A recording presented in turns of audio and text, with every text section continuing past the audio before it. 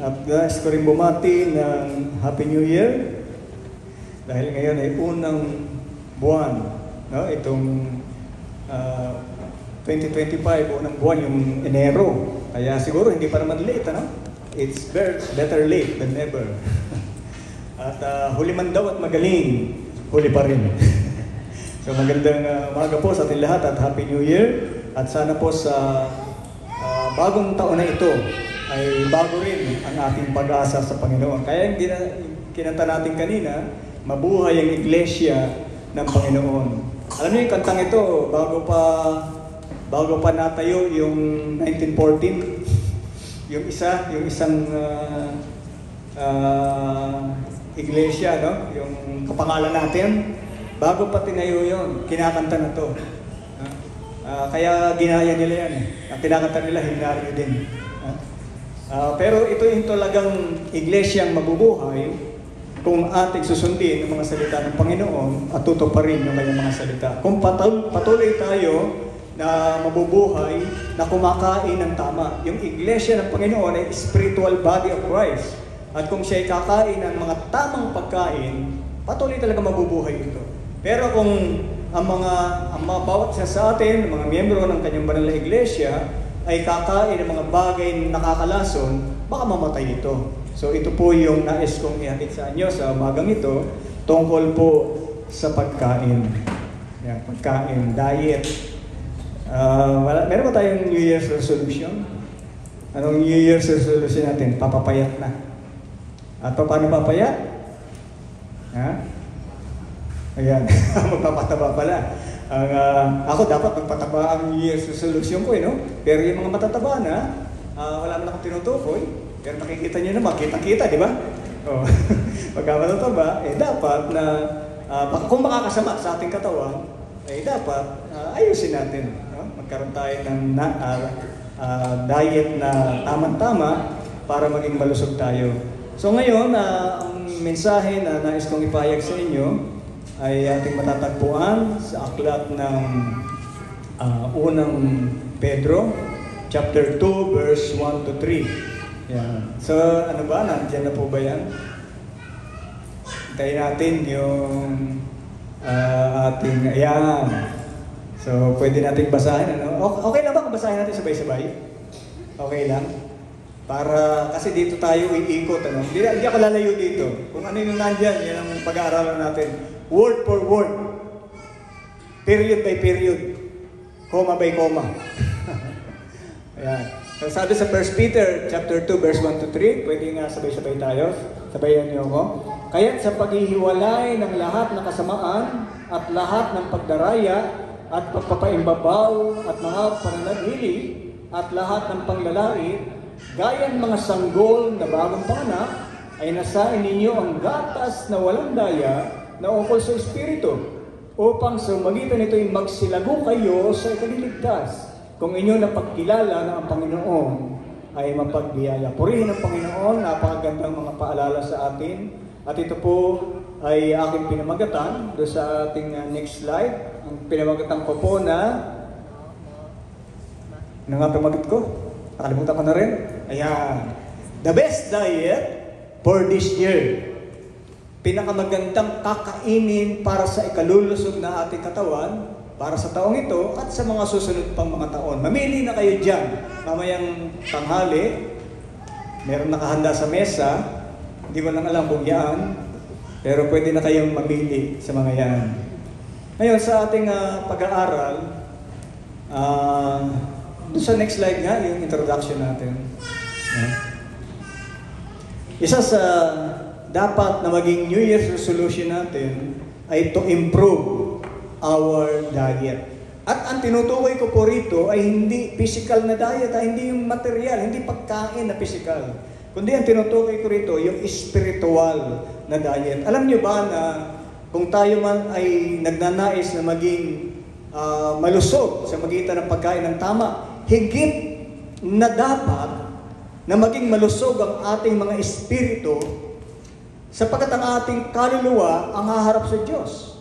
Yung ating kaluluwa ang magsasuffer ng consequence kung hindi malusog ang magiging pagkain ng ating mga kaluluwa. Sabi ng Panginoon, hindi lamang sa tinapay nabubuhay ang tao, kundi sa mga salitang lumalabas sa bibig ng Diyos. Ito yung pagkain natin, di ba? Hindi lamang sa tinapay nabubuhay ang tao. Yung pagkain natin, dapat kasama ang mga espiritual na pagkain. Kaya siguro sa ating New Year's resolution, dapat isama natin yan. Kasi ang sabi ron sa 1 Peter chapter 1, ang binasa natin, chapter 2. 1 Peter chapter 2. Doon sa chapter 1, binanggit na ron yung dahilan kung bakit tayo dapat mag-diet spiritually. Sabi ron sa 1 Peter 1:3, purihin nawa ang Diyos at Ama ng ating Panginoong Kristo na ayon sa kanyang malaking awa ay ipinanganak na muli tayo sa isang buhay na pag-asa sa magitan ng pagkabuhay na muli ni Kristo sa mga patay. Sabi riyan, tayo ipinanganak na muli, born again. Kaya yung mga dating kinakain natin, nung tayo ay mga mahina pa, masasakit rin at patay. Kaya nga born again kasi dati namatay. Kasi yung kinakain natin noon, puro junk foods, puro toxic, puro lason na nakakasama sa atin. Dapat baguhin na natin. Kasi binago na tayo. Tayo yung pinanganak na muli. Sa mga tuwid, bagong tao na tayo. At bilang tao, dapat bago na rin ang ating kinakain. Yung makakabuti na sa atin. Yung kinakain natin noon, makakasama sa atin. Nung tayo hindi pa Kristiyano, nung tayo hindi pa mananampalataya, ang kinakain natin noon, puro lason. No? At dapat alisin natin yun. Ipalitan natin ang mga bagay na makapagbibigay ng kalusugan sa ating mga katawang espiritu. Sa next slide, ano sabi ron? Throw away unhealthy foods. Tapon natin. Doon sa verse 1, sabi rin sa verse 1, kaya't sa paghihiwalay ng lahat ng kasamaan at lahat ng pagdaraya at pagpapaimbabaw at mga pananagili at lahat ng paglalait. Anong sabi rin sa unang-unang mga salita? Kaya't sa paghihiwalay. Alam niyo sa English yan? Yung sa paghihiwalay. Sa English, sabi diyan, so put away all malice and all deceit and all hypocrisy and envy and all slander. Put away. Ano yung sabi ng put away? Tapon nyo na. Tapon nyo na yung mga bagay na yan. Ano yung unang itatapon natin? Just sa verse 1. First Peter na yan. Tignan niyo yung right side. Right side. Sabi ganun, kaya't sa paghihiwalay. Sa English yan, put away. Kaya pagka put away, ihiwalay talaga. Tatanggalin mo na, alisin mo na. Hindi mo na isasama sa iyong pagkatao, sa iyong mga ginagawa. So yung mga pagkain na ito, itapon na natin. Ano yun? Sabi ro sa next slide, malice. Yan, malice. Malicia. Actually, ang meaning niya ay wishing harm toward others.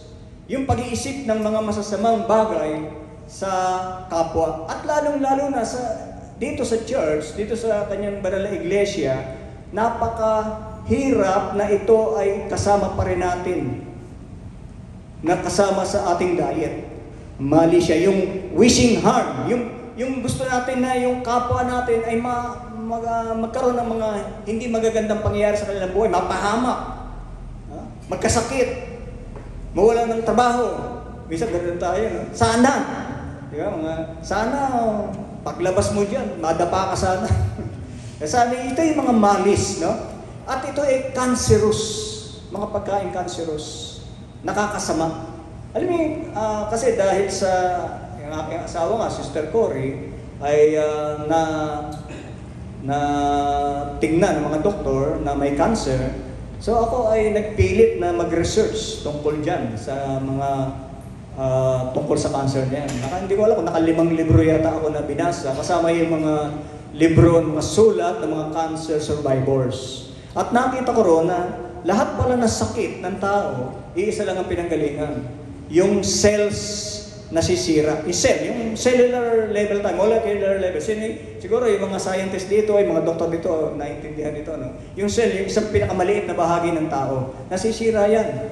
Bakit? Sa pagkain natin. Unang-una, sugar. Kaya sino mahilig dito sa milk tea? Mami na kayo. Mamaya, milk tea tayo Alam niyo ba yung ginagawa niyan, milk tea? Alam niyo nung si Cory ay i-PET scan, yung i-scan yung buong katawan, para makita kung nasaan yung cancer, binigyan siya sa kasi ng dye.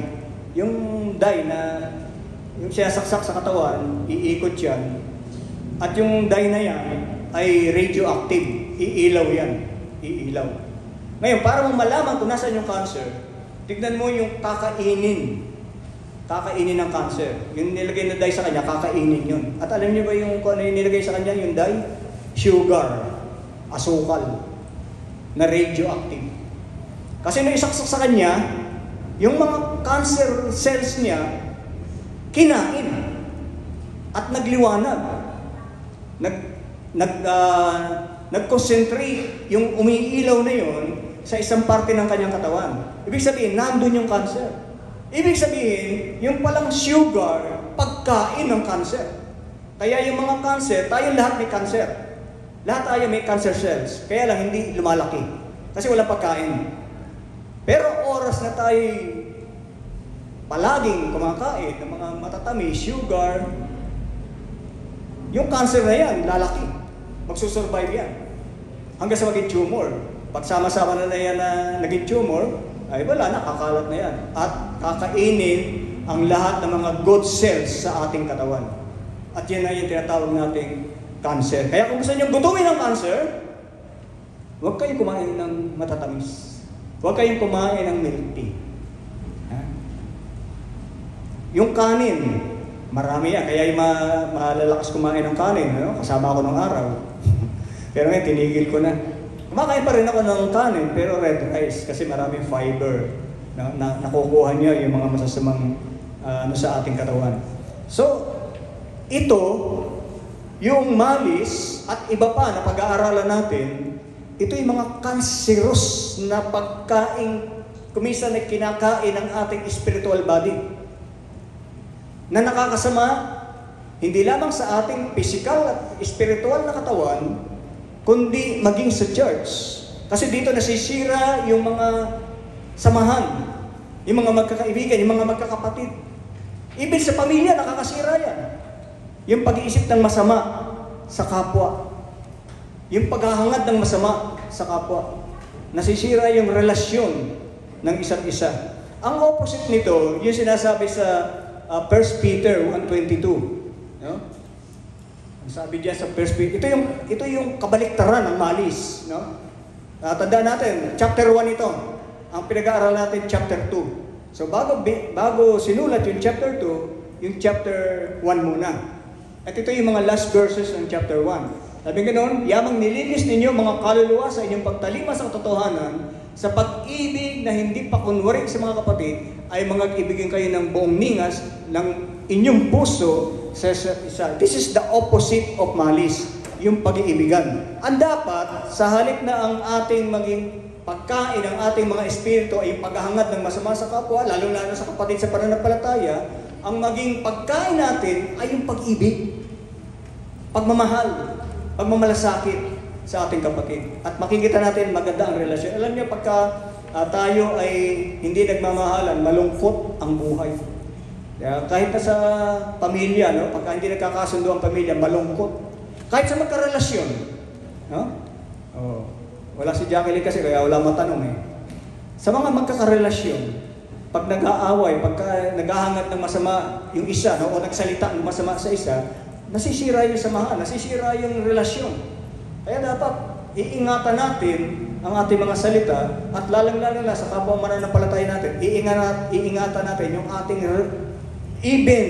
yung ating mga nais na mangyari sa kanila. Huwag tayo mag-isip, huwag natin pag-isipan ng masama. Kasi sa isip pa lang, sabi ng ating Panginoon, di ba? Ang mag-isip ng masama sa kapwa, mag-isip ay mamamatay tao na. Kasi pupunta yan dyan. Mauuwi yan sa yung galit. Kaya kita nyo sa mga balita ngayon sa TV, usong-uso na yung mga patayan. Ganun na lang, parang ganun lang ang buhay ng tao. Kasi ang usong-uso ngayon kinakain ng mga tao, yung mga sanlibutan, malis. Pag-iisip na masama sa kapwa. Kaya nakikita ninyo, babarganin na lang. Naglalakad, nagmumotor, biglang babarilin na lang. Magkano ba ang ano ngayon? Magkano ba ang bayad sa mga assassin ngayon? Parang gano'n na lang ang buhay, ano? Kasi talagang malis, masama. Sa atin bilang Kristiyano, yung kabaliktaran, pag-ibig sa ating kapwa. Isa pa na dapat natin tanggalin, itapon, mga bagay na makakasira sa ating espiritual na katawan, yung deceit, yung pandaraya, lalo-lalo na yung pandaraya sa ating kapwa. So, deceit meaning guile, trickery, panlilin, dalawang muka, base, scam. Di ba yung mga scammers, ang gagaling niya, mga magsasalita, akala mo totoo eh. Tatawag siya sa telepono, yung nanay mo nasa gasaan. Ano ba si BN? Si BN yata na-experience yun, ano? Ako na-experience ko yan, may tumawag sa amin. Sabing gano'n, ikaw ba yung asawa ni Corita Bartolo? Sabi sa akin, ano? Sabi ko, hindi siya makapagsalita, pero kakausapin mo. Kausapin mo kasi hirap na hirap siya at nandito siya ngayon sa ospital. Pati yung driver niya nabangga. At ngayon na-aksidente sila. Nandidinig ko sa background, no? Hawakan niyo. Ito, ilapit niyo yung telepono, kakausapin ng asawa niya, kakausapin. Tapos, nadinig ko, naku, pasensya na po, hindi makapagsalita masyado. Kasi, dumidugo yung kanyang bibig. Teka muna ako, kailangan po maghanda kayo ng pera, no? Para sa kanya. Sandali lang po, tatawag ako ulit. So, binaba niya yung telepono. Ang ginawa ko naman, tinawagan ko si Cory. Tinawagan ko kagad. At wala siya. Nandun siya sa opisina. So, sabi niya, sige, kausapin mo uli. Sabi mo kung saan dadalhin yung pera. At tatawag tayo sa pulis. Inintay ko, tumawag uli. Pagtawag, hindi ko alam kung parang hirap ako kasi magsalita ng yung hindi totoo. Sabi ko, saan ba dadalhin yung pera? Nahalata yata ako, binaba. Binaba na. Pero yan, scammers, ganyan. At alam niyo ba na ito'y masama? Lalong-lalo na kung ang dahilan ng pandaraya ay for personal gain. Ay, siyempre naman, pagka tayo nandadaya, gusto natin makinabang, hindi makinabang yung dinadaya natin. At ito'y hindi dapat sa mga anak ng Panginoon, sa anak ng Diyos. So dito sana alisin natin yan. Kaya sabi ko, itapon nyo, put away. Tapon nyo yan. Kasi yan ay nakakasama, lalong-lalo na sa pamilya ng ating Panginoon.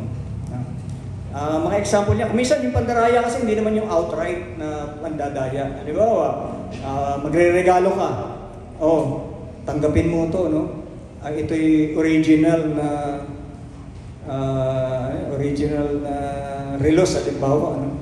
Ano mga uso ngayon mga relos? Nabibili na 300 pesos. May mga tatak eh. Ha? Totoo yan, punta kay Divisoria. Yung mga original na relos. So magre-regalo, ang ganda naman tignan. Kala mo totoo. Pero that is pandaraya pa rin. So scam pa rin yan. Although nire-regalo mo, wala ka naman tatanggapin na bayan. Kaya lang, hindi ka nagsasabi ng totoo. Ngayon, sa ating samahan, bilang mga magkakapatid sa ating Panginoon, alisin natin ito. Yung pagsasabi ng hindi totoo. Lalong-lalo na kung makikinabang ka. Sapagkat ito yung makakasira, hindi lamang sa katawan ng Panginoon, it is cancerous, it is also cancerous sa ating spiritual body. Makakasama sa atin yan. Makikita natin mamaya kung ano ang magiging resulta sa atin yan. Hindi ka mukha ni Kristo, no? Sabi sa 1 Peter 2:22, ito ang ating Panginoon. Ito ang gayahin natin. No? The example of Christ, 1 Peter 2:22, na siya'y hindi nagkasala o kinasumpungan man ng daya ang kanyang bibig. Walang pandaraya na nadinig sa kanya. Lahat na sinabi niya ay katotohanan. Bakit? Sapagkat gusto niya tayong mapabuti. Gusto niya tayong maligtas. Gusto niya tayong makasama ng ating Panginoon doon sa kalangitan. Kaya walang deceit, no deceit whatsoever na nadinig sa kanya. Isa pang bagay na dapat na inaalis natin, tinatapon na natin, sa ating diet, sa ating spiritual diet, ay yung hypocrisy. Yan. Doon sa, again, sa verse 1, di ba? Sabi ron, pagpapaimbabaw, that is hypocrisy. Hypocrisis, ito yung Greek niya, no? Meaning, maskara. Sabihin, hindi totoo, nakikita mo. Ang pinapakita mo, iba. Pinapakita mo mabuti, pero ang totoo, hindi ka naman talaga ganun. Maskara lang. That is hypocrisy. So ito usually nakikita natin ito sa mga nanliligaw pa lang. Ano? Makikita ninyo, ang ganda ng pakita, masipag, pagka uupo ka, yaaninin siya, no? Paupuin ka, alalayan ka pag lumadakad. Pero pag mag-asawa na, bahala ka sa buhay mo. Nawala na yung dating pinapakitang maganda. No? So ito'y hypocrisy. No? Outward show. Pinapakita lang yung maganda. Pero ang totoo, hindi naman ito ang talagang kanyang karakter. Sabi sa 1 Peter 1:22, ito yung kabaliktaran. No? Yamang nilinis ninyo mga kaluluwa sa inyong pagtalima sa katotohanan, sa pag-ibig na hindi pa kunwari sa mga kapatid, ay mag-ibigin kayo ng buong ningas ng inyong puso sa isa't isa. This is the healthy food. Yung isa ay cancerous food, hypocrisy. Dapat kung ang ating pagmamahal, ang ating pagtitinginan, yung batian natin, no, ay hindi pa kunwari. Totoo. Kung ano yung pinakita ng ating Panginoon, ito dapat ang makikita sa atin. Hindi pa kunwari. Alam niyo ba ano resulta pagka tayo ay nabubuhay sa pagkukunwari? Ito yung napag-aralan din namin kanina sa aming Bible study. No? Doon sa Acts 5, 1-11, napakahaba nito. No? Pero basahin na lang natin yung mga first part. Naka-ready na ba po yung Sister Joy, yung Acts 5, 1-11. Sige, basahin natin 1-11. Makikita natin doon yung resulta ng pagkukunwari. Resulta ng hypocrisy. Yan. Habang hinahanap niya, no? Sana makita sa atin yung tunay na larawan ng ating talagang pagkatao. At kung mali ang ating pagkatao ay hindi pa ganoon, baguhin natin. No? Sabi diyan, no? Ngunit may isang lalaki na ang pangalan ay Ananias, ang nagbili ng isang ari-iri na may pagsang-ayon ng kanyang asawang si Sapphira. So, kasi ang iglesia nun ay tagutom nun eh.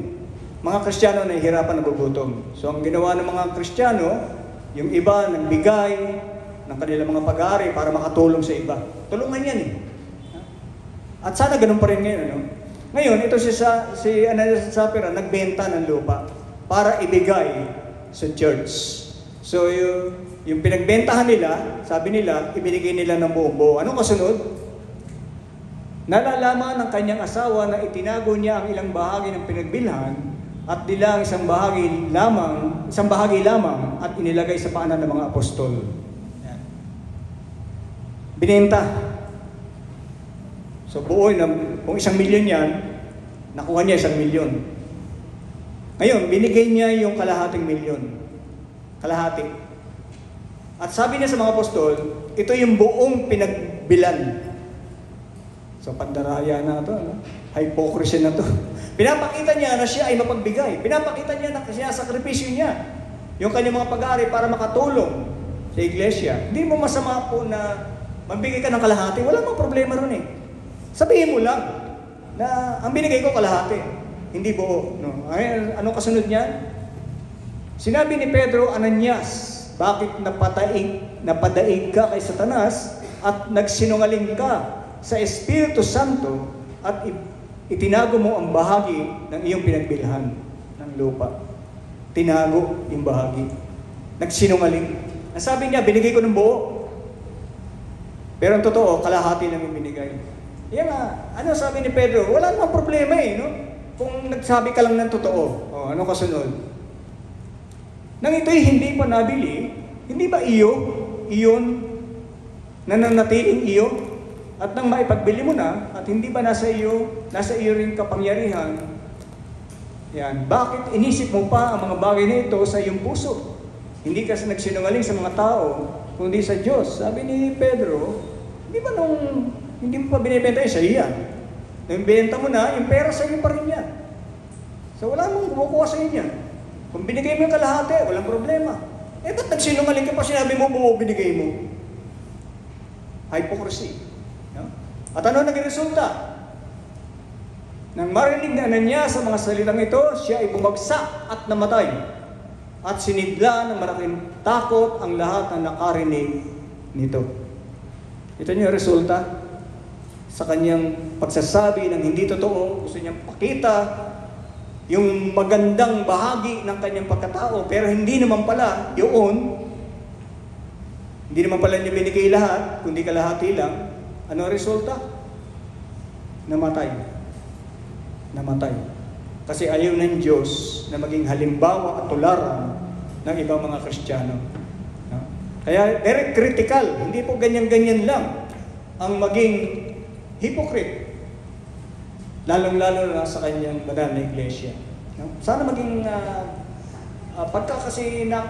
pagka tayo madalas na ginagawa natin yan, isa sa dahilan niya para makasira yung samahan ng mga Kristiyano, it will be a cancer for the church and cancer to our spiritual body. Makakasama sa atin. No? Kung tutuloy pa natin yung kwento, hindi ko nababasahin, no? Kung tutuloy pa natin yung kwento, dumating yung asawa niya. Sabi ni Pedro, saan ka nanggaling? Andyan po. Ano nga yung binigay nyo? Ay, binigay po namin yung buong pinagbilan namin. Sabi ni Pedro, Sapira, kalalabas lang mga maglilibing sa iyong asawa, susunod ka na. At namatay si Sapira dahil sa katulad din ni Ananias, siya ay naging hypocrite o nagsinungaling. Isa pang dapat natin tanggalin ay yung susunod na dapat natin itapon, envy. Mga pananaghili. That is envy. Pagkaingit. Alam niyo yung pagkaingit? It is similar to covetousness, yung paghahangad ng hindi sa iyo. Ano ba yung paghahangad? Ano ba yung hindi sa iyo? Yung isang kapitbahay mo, nakita mo mayroong computer, laptop, ikaw wala. Gusto mo magkaroon ka rin ng laptop. So gagawa ka ng paraan. Kaya ito, hindi ko alam kung kay Brother Rick yun o kay Brother Dennis nangyari. Yung kanilang cellphone, sa inyo ba yun? Yung pinatong lang doon sa inyo, yung palang bintana bukas, nawala yung cellphone, kinuha na pala ng kapitbahay. Covetousness. Gusto magka-cellphone, ayaw bumili. Eh nakita yung cellphone nila maganda, yun ang kinuha. Covetousness. Eh ano ang kaugnayan nun sa pagkaingit? Magkapareho ba yun? Yung paghahangad na hindi sa iyo at saka yung pagkaingit, malaki po ang relasyon niya. Yung pagka-covetousness, ang focus mo, yung bagay na pag-aari ng iyong kapwa, hindi sa iyo, pero gusto mong makuha. Kung maaari sa pandarayang paraan, makuha mo. So ang focus mo yung pag-aari. Ano naman yung inggit? Ang inggit, nakapokus doon sa may-ari nung gusto mong makuha. So pareho na lang halos yan. At yung covetousness, ibinawal yan ng banal na kasulatan. Sabi sa Exodus 20:17, huwag mong iimbutin ang bahay ng iyong kapwa. Huwag mong iimbutin ang asawa ng iyong kapwa. Ni ang kanyang aliping lalaki o babae, ni ang kanyang baka, ni ang kanyang asno, ni anumang bagay ng iyong kapwa. So yung kung anuman ang bagay na nasa ating kapwa, na wala sa atin, huwag natin nasaing kunin. Kung gusto natin magkaroon, magtrabaho tayo. Magsikap tayo. Pero huwag natin kunin sa pandarayang paraan. That is covetousness. At yan ay may relasyon sa pagkainggit. Tandaan natin, covetousness nakapokus sa pag-aari. At yung pagkainggit nakapokus doon sa may-ari. At pareho yung magdudulot ng kapahamakan sa atin. Isa pang bagay na nakasisira sa church na dapat tanggalin natin ay yung susunod. Ano yung susunod? Slander. Ano yung slander? Lahat ng panglalait. Lahat ng panglalait. Yung panglalait masama. Yung panglalait, binabawal sa banal na kasulatan. Yung pagsasalita ng masama, yung pagsasalita na hindi totoo sa ating kapwa. Ang tawag dyan ngayon, marites. Hindi dapat natin ginagawa. At ito'y makasisira, hindi lamang sa church, makasisira sa atin. So ito yung mga pagkain dating ginagawa natin. Nung hindi pa tayo dating, nung tayo dati pang, nasa atin dati pang pagkatao. Nung tayo makasalanan pa, nung wala pa sa Panginoon. Pero ngayon, tayo pinanganak ng muli, bago na, dapat alisin na natin ang lahat ng mga bagay na ito. No? Sabi sa James 4:11, huwag kayong magsalita ng laban sa isa't isa. That is slander. Pwede yung ghosting, or pwede yung mga salitang hindi maganda sa kapwa. Huwag kayong magsalita ng laban sa isa't isa, mga kapatid. Ang nagsasalita laban sa kapatid o humahatol sa kanyang kapatid, ay nagsasalita laban sa kautusan at humahatol sa kautusan. Dapat kung ikaw ay humahatol sa kautusan, hindi ka tagatupad ng kautusan, kundi hukom. So, mga bagay nito dapat hindi natin kinakain, tinatapon na natin. Kaya lang, alam niyo ang tao, kung alin yung binabawal, so yung gustong-gusto ng mga tao. Naalala ko tuloy binabagit ko rin kanina umaga, no? Si Yam Yam nung maliit. Di ba si Yam Yam? Ayan. Si Yam Yam nung maliit, isa sa na-experience ko dyan, pagka nagpupo siya, pag nagpupo siya, dadakutin. Hawakan. Minsan nakabutan ko. Sabi ko, nakita ko, hawak-hawak. Tinitignan lang naman niya, tinitignan. Sabi, sumigaw ako. Yam, yam! Wag mo, baka kainin eh. Yam, yam! Nung madinig ako, bigla sinubo. At sarap na sarap. Tinanggal ko tuloy, you know? Kung minsan ganun tayo eh. Kung ano yung masama, kung ano yung nakakapandiri sa paningin ng Diyos, yun ang gustong-gusto natin. Sana po, itong mga bagay na ito na nakakasira sa samahan ng mga Kristiyano, cancerous in nature, sana po alisin natin. Eh kung aalisin natin, anong kakainin natin? Ha? Anong kakainin natin? We should throw out, di ba? So anong kakainin natin? Ano sabi sa next Ayan. What we should be craving for instead. What should we crave for? Tama ba yung crave o craving? Brother Mark. Tama rin yan, ano? Pwede rin, ano? Hindi siya, Gerald, ano? So, what should we crave for? Ano yung dapat nating pagnasaan na kainin, maging bahagi ng ating diet for 2025? Una, sabi gano'n, sa verse 2. Verse 2 na tayo. Sabi ko sa inyo, word for word tayo, ha? Gaya ng mga sanggol na bago panganak, ay nasain ninyo ang gatas na walang daya na ukol sa Espiritu, upang sa magitan nito ay magsilago kayo sa ikaliligtas. Merong inuutos sa atin na pagnasaan nating mabuti, intensely desire. Ito yung gatas na walang daya na ukol sa Espiritu. Parang bata raw. Alam niyo yung bagong panganak? Yung baby, talagang iiyak yan pagka hindi nakakatikim ng gatas. In fact, alam nila yung lasa no? Yung natural na gatas kaysa doon sa powder. Pag bigyan niya ng powder, ayaw kainin eh. Kasi alam nila talaga yung natural na gatas eh. Yun daw ang gaya ng mga sanggol na bagong panganak. Ang sanggol na bagong panganak, talagang hanggat hindi mo binibigyan ng gatas, ay iyak yan. No? Siya yan, naalala ko rin ng maliit eh. Pagka nagugutom yan, brum, brum, gano'n na sa tayo. Hindi ko alam kung ano yung milk pala yun, milk. Yung brum, brum, brum, gano'n na salita niya. Pagka nandinig na namin yun, titimplan na kaming gatas. Bibigay namin sa kanya. Kasi hindi titigil yan ng pag-iyak. Because they intensely desire yung gatas. At tayo, bilang mga Kristiyano, bilang mga anak ng ating Panginoon, ito raw ang nasain natin. Nasain in Greek, ano ba yan? Ay epipotio. in Greek, meaning intense desire. Hindi lang desire, hindi lang gusto, kundi talagang gustong-gusto. At ano yung gustong-gusto na yun? What should we crave for? Milk. Ano yung dapat nating pagnasaan? Yung gatas. Yung gatas na walang daya. Kasi yung gatas na walang daya, yan ang magpapalaki sa bata. Kaya yung bata lumalaki, no? Pagka nakakain ng gatas. Lalo na yung natural na gatas ng ina. Talagang punong-puno ng vitamina yan. Hindi kamukha ng mga nabibili sa Divisoria, no? Medyo hindi na kulang-kulang na ang mga nutrients niyan.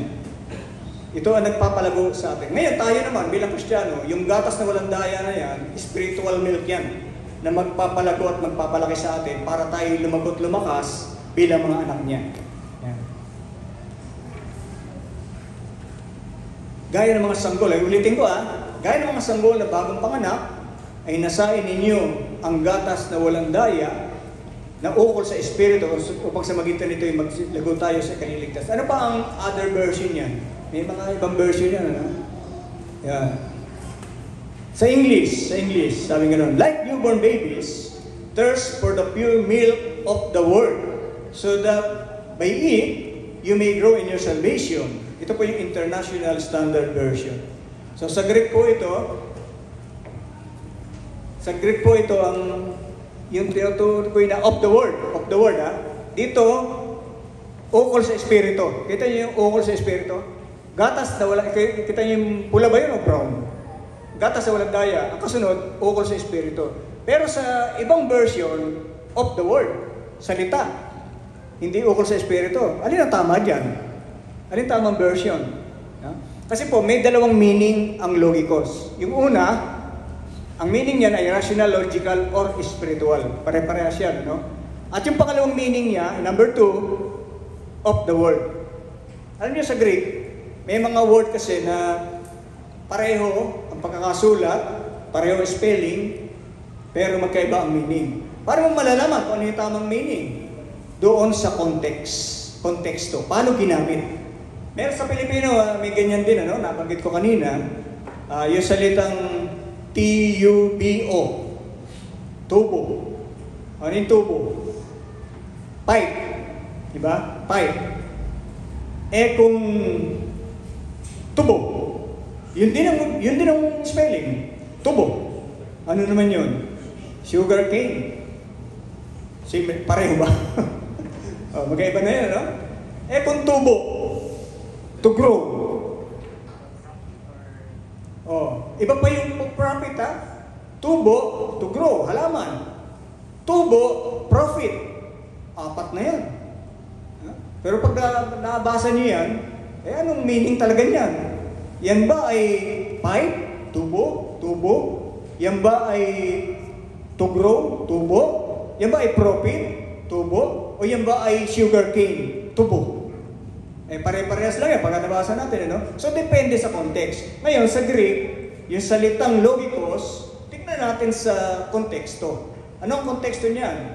Sa 1 Peter 1:23 and 25. Ito po yung mga last verses ng chapter 1. Tayo po ay nasa chapter 2. Ang binabasa natin, chapter 2. Doon sa mga last verses ng chapter 1, ito mababasa natin.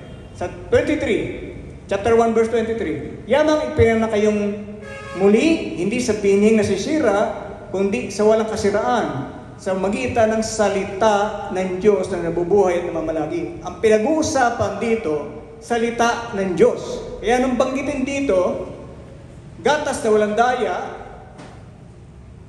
of the word.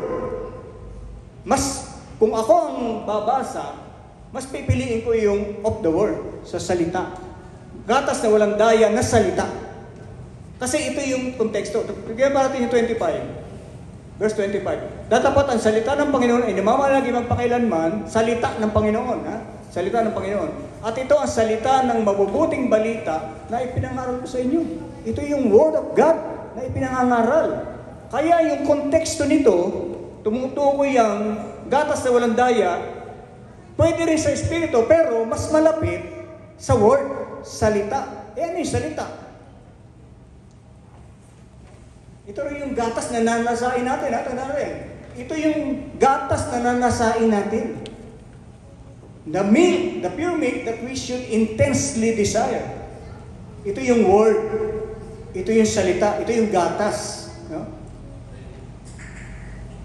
So, ang gatas dito, yung milk dito, ito ay tumutukoy sa salita ng Diyos. Yan. Doon sa next slide. Word of God equates with milk. So, pag sinabi natin gatas, ito ay salita ng Diyos. This is the Word of God. At ano ba yung Word of God? Ano pagkaintindi natin sa Word of God? Sa banalang kasulatan, yung milk, inihahambing niya sa salita ng Diyos. Sa Hebrews 5:12, ang sabi rito, sapagkat ng kayo nararapat na maging mga guro dahil sa kaluwatan, ay muli kayong nangangailangan na kayo tiruan ninuman ng mga unang simulain ng aral ng Diyos. Basic God's doctrine. Basic God's words. Ito yung basic God's word. Ano yun? Nalaging tulad sa mga nangangailangan ng gatas. Gatas. At hindi sa pagkain matigas. So what we should be craving for? Milk or the Word of God. Ito yung dapat ninanasa natin. Pero ano ba ang ating pagtingin sa salita ng Diyos ngayon? Ninanasa ba natin? Kaya nga meron tayong si Brother Dennis ng isang linggo ay nagbigay ng plano of whole year Bible reading. Magmula Genesis hanggang Revelation. Sana po, seryosohin natin. Kasi, ito ang sinasabi ng banal na kasulatan. Ito yung dapat nating nasahin. Matutuhan, maunawaan, malaman ang salita ng Panginoon. At ang salita ng Panginoon na yan, nandun. Dito sa ginagamit natin, yung mga Bible na yan. Or even yung nasa cellphone. Sabi sa akin noon, huwag mong gamitin yung cellphone, di Bible yan. Ha? Sabi ko, alam ko cellphone ito. Cellphone ito, hindi Bible. Pero nasa loob ng cellphone, Bible. Yung nakasulat doon, Bible. Ang salita kasi, kahit sa nakasulat yan, yung nakasulat na yan, salita pa rin ng Diyos. Kaya lang, kung minsan madaya tayo. Minsan, kala natin, nagbabasa ng Bible. Yung pala Facebook na binabasa. Sana, kung nandito tayo, magbukas man tayo ng cellphone, sana salita ng Diyos ang ating binabasa.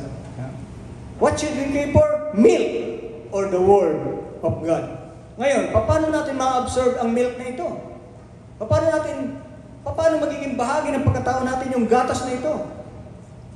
Kasi kinakailangan yung gatas, i-imbibe natin. Or i-ingest natin. Or i-digest natin. Sabihin, dapat pumunta sa ating digestion. Alam niyo yung digestion, paano ginagawa niya? Kakainin mo, pupunta sa tiyan mo, tapos tutunawin yan.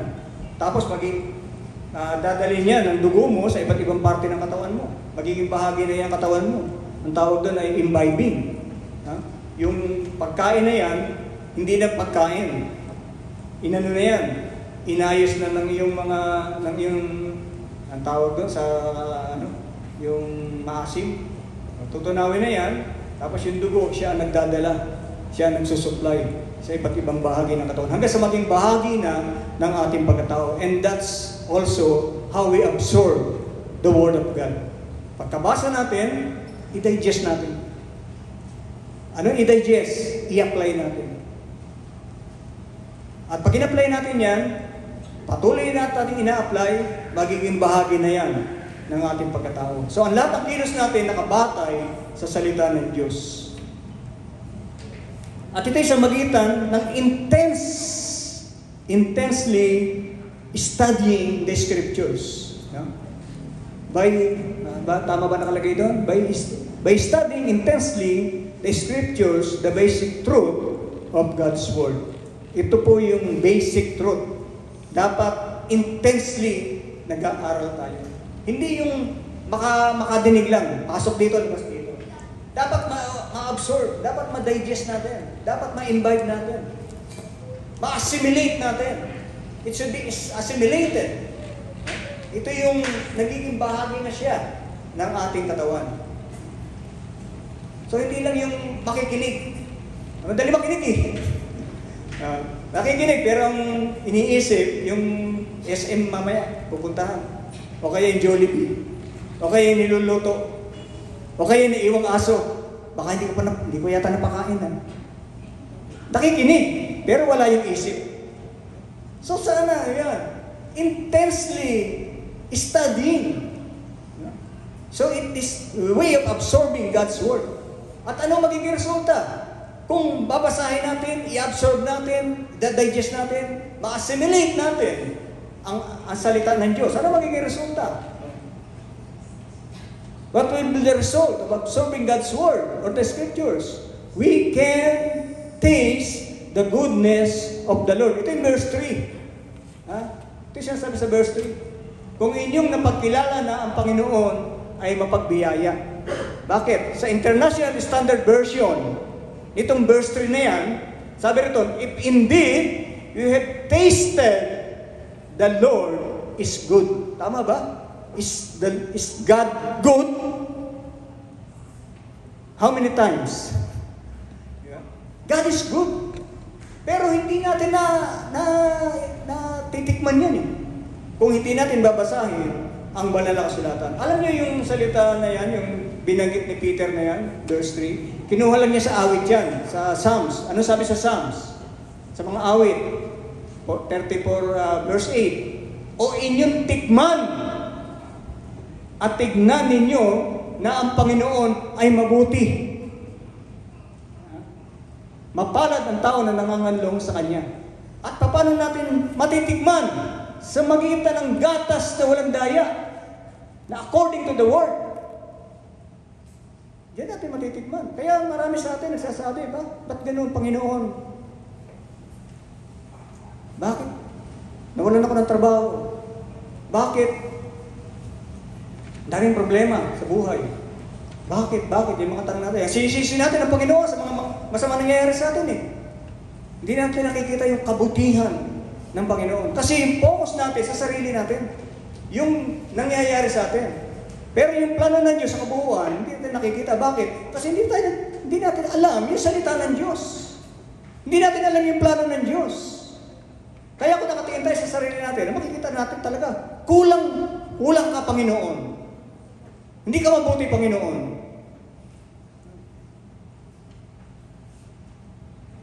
Pero kung makikita lang natin, ayon sa salita ng Panginoon yung plano niya, yung kabuuan ng kanyang plano, sasabihin natin, God is good. Alam niyo yung nangyari noong araw sa mga pag-uusig, sa mga Kristiyano, nagpulasan sila kasi inuusig sila. Kung sila magtatanong, bakit kami inuusig? Sumasamba kami sa iyo, inuusig kami. Kasi hindi nila nakikita yung kabuuan ng plano ng Diyos. Pero since nakikinig sila sa mga apostol, nakikinig sila sa mga nagtuturo, natutuhan nila na ang dahilan pala kung bakit sila inuusig para kumalat ang salita ng Diyos. Kaya nung inuusig sila, lalong kumalat ang salita ng Diyos. At marami nakarinig ng kaligtasan. At marami naligtas.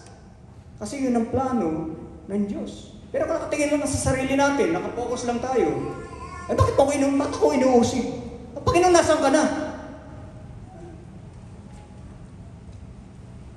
Para makita natin ang kabutihan ng Diyos, to taste, matikman ang kabutihan ng Diyos, we have to absorb God's words.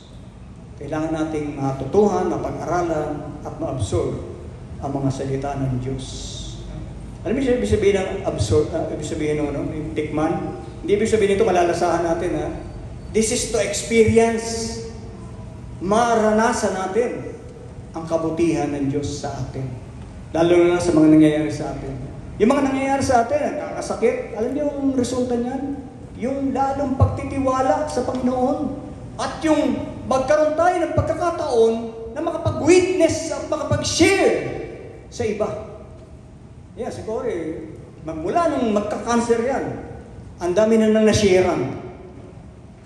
Kaya sa opisina nila, bakit ka nakatawa? Sabi niya kasi, nung nagbabalita siya, ay, lumabas yung resulta nung laboratory ko, may cancer daw ako, nakatawa. Sabi ng mga kasama niya, sila Sir Rolly, no? Yung mga boss niya. Ba't nakatawa ka pa? Bakit? Sabi niya. No? Yan yung testimony. Yung pagtitiwala sa Diyos. Sa kabila ng mga parang sa iba, wala nang pag-asa. Pagka nakadinig ka ng masa, wala nang pag-asa eh. Ngayon,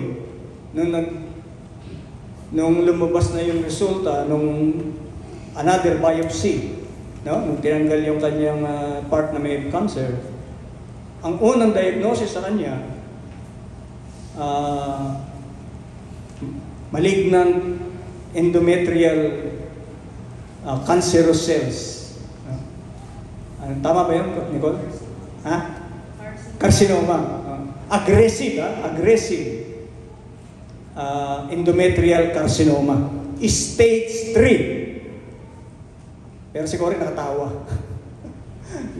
At saka nag-ano pa siya sa Facebook. Nag-testimony. Kita nyo, dahil sa nangyari yun, nagkaroon siya ng pagkakataon mag-testify, mag-testimony, mag-share ng kanyang experience, ng kabutihan ng Diyos. Tapos ang inoperahan siya, lumabas yung result. Anong result? Stage 1. Nag-uumpisa pa lang. At hindi na niya kailangang i-chemo. Radiation na lang. Mas magaan. Radiation na lang. At focus lang sa isang bahagi. So hindi siya makakalbo. Yung iba nagkakakasa kasi nakakalbo eh. Siya hindi makakalbo. Kita niya yung testimony. Sa tingin natin masama. Kasi nakapokus tayo sa sarili natin. Pero pag nakita mo ang plano ng Diyos, makakatulong pala ito sa pagbabalita ng kabutihan ng Diyos. Ngayon, ano pa ang pakinabang kung tayo ay magnanasa ng gatas na walang daya? Ano pa? Yeah. Why do we have to crave for the pure milk? So that we will grow in faith. Isa sa dahilan kung bakit tayo dapat magnasa ng salita ng Diyos para tayo lumago sa pananampalataya. Ano sabi diyan? Upang, yung nakapula rito, upang sa magitan nito ay magsilago kayo. Magsilago tayo. Kung hindi tayo magbabasa ng banal na kasulatan, sorry to say, hindi tayo lalago. We will not grow in faith. It is the only way para lumago ang ating pananampalataya, upang makilala ang ating Panginoon, upang lumalim ang pagkakilala natin sa Panginoon, upang lumalim ang relasyon natin sa ating Panginoon. To study the Word. And we will grow in faith. Akala natin okay na ang ating kalagayan. Akala natin matatag na tayo. Huwag niyo sabihin matatag na tayo. Baka kayo subukin. Sapagkat kulang pa pala ang ating pananampalataya. Sabi naman ng kasulatan sa 1 Timothy 4:1, darating ang panahon. At ito yung 2025. Siguro 2025. Maraming magsisitalikod sa pananampalataya. Sa halip na pakinggan ang salita ng Diyos, pakikinig sa mga aral ng demonyo. Bakit? Kasi hindi lumago ang pananampalataya. Kaya madaling maligaw. Kaya kung hindi tayo magka-aral ng salita ng Diyos, don't expect na matatag na tayo. Baka tayo madapa. Kaya sabi sa sabi ni Paul, huwag niyo sabihin nakatayo na kayo. Baka kayo madapa. Baka kayo mabuwal. At tayo tatatag lang to grow in faith. To grow sa magitan ng gatas na walang daya, and that's the word of God. At ano ang objective ng paglago? Bakit natin kailangan lumago? Because the end result and the final objective is salvation itself. Salvation. Tandaan natin, tayo, upang sa magitan nito ay magsilago kayo sa ikaliligtas. Yan ang final objective. Kaya kung hindi tayo lalago, baka po, it's a very risky situation. Baka po, mabuwal tayo. At hindi natin maabot yung kaligtasan. So, palagay ko, talagang dapat natin gawin, magamat kuminsan tinatamad tayo kasi yung ating nakamulatan na ang pag-aaral ng salita ng Diyos ay nakakaantok. Baka po maging dahilan para tayo ay mabuwal, mawala mapahamak. So, ang final objective ay pagkaligtas. Sabi sa 1 Peter 1:9, na inyong tinanggap ang layunin ng inyong pananampalataya, ang pagkaligtas ng inyong kaluluwa. Again, chapter 1 ito. Tinutuloy lang natin sa chapter 2. Ang layunin ng ating pananampalataya, ang layunin ng paglago ng ating pananampalataya ay upang tayo ay maligtas. Yan ang gusto ng Diyos. Gusto niya lahat maligtas, kaya pinapayuhan niya sa magitan ni Apostol Peter, pinapayuhan niya ng lahat na magsipanatili, mag-aral, saliksikin ng salita ng Diyos, saliksikin ng mga aral ng Diyos, saliksikin ng mga utos ng Diyos, upang tayo ay lumago sa pananampalataya na sa gayon, tayo ay maligtas. Ano sabi sa verse, sabi, what kind of milk? Anong klaseng gatas ang dapat natin kainin? Nandiyan ba? Yan. Sa next slide. Yan. Tuloy, ano na? Wala ba yung kasunod yan? Yung bago yan? Wala na. Yan talaga. Totoo yan, ha? So, craving for the word is a command, not a request. Pipilitin talaga ni Peter na tayo ay maligtas kasi mahal na tayo.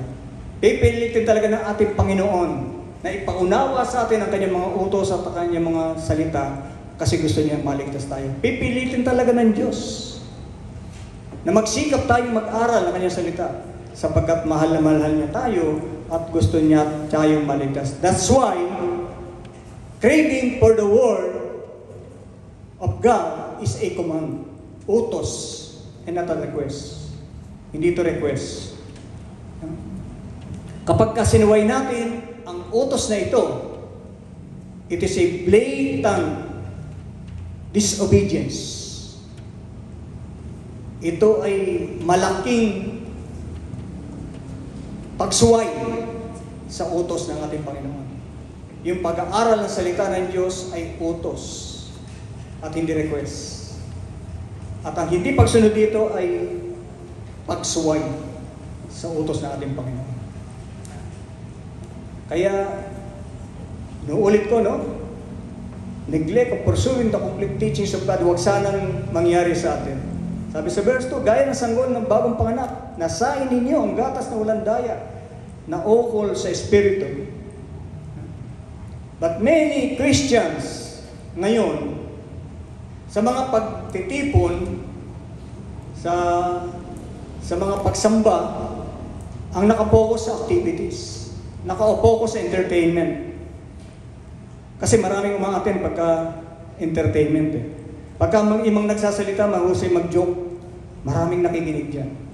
Subukan natin mag-invite ng mga magagaling na singer, na sikat na singer. Yan, gaya nila, example nila kanina, si Sarah Geronimo raw. Invite natin si Sarah Geronimo rito. Palagay ko maraming dadalo. Pero sabihin natin, mag-aaral ng salita ng Diyos. O kanina, ilan lang kami. Halos wala. Ngayon, ganito lang ngayon kasi. Pero kung ating titingnan, yung mga nakaraang panahon, yung mga panahon ng lolo ko, panahon na nila Lolo Barang, yung mga nag-umpisa rito, Lolo Martin, sila Brother Marcelino, yung mga pioneer, ang sisipag mag-aral at ang pangangaral tuloy-tuloy. At pagka nangaral ka sa labas, nakikinig ang mga tao. Pero ngayon, wala na eh. Magmula nung dumating yung mga distraction, yung mga computer, cellphone, YouTube, Facebook, na wala nang interes sa mga tao. Pero merong consequence kapag naging ganito ugali natin, na maging tamad sa pag-aaral ng salita ng Diyos. At ang hinahanap natin for entertainment. Ang hinahanap natin dito yung mga mahusay siguro kumanta. May consequence. Anong consequence? Ano susunod? Ano sabi? Susunod na... Yan. Ano sabi sa John 17:17? Ano ba ang salita ng Diyos? Ano ba yung katotohanan? What is the truth? Ano yung katotohanan? Sabi rito, sabi ni Kristo, pakabarilin mo sila sa katotohanan, ang salita mo'y katotohanan. Yung salita ng Diyos, yung binabasa natin, ito yung katotohanan. Sabi sa Ephesians 6:14, magsitibay nga kayo na inyong mga baywang ay may bisig ng katotohanan, na may sakbat ng balita, ng baluti, ng katwiran. The Word of God is the truth, katotohanan. Paano kung ayaw natin ng katotohanan? Ano sabi sa susunod na slide? Paano kung ayaw natin ng katotohanan?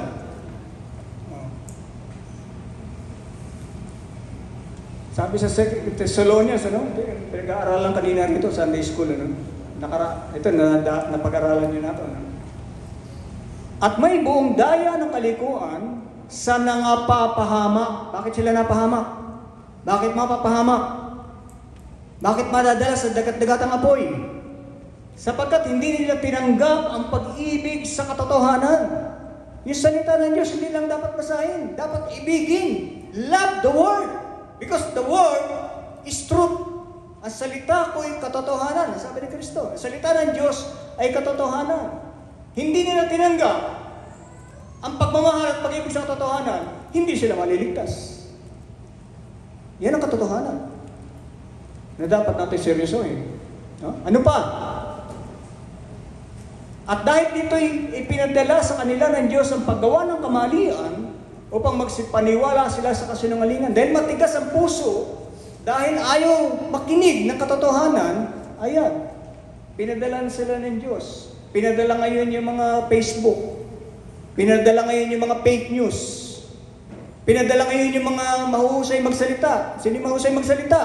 Sila Vice Ganda.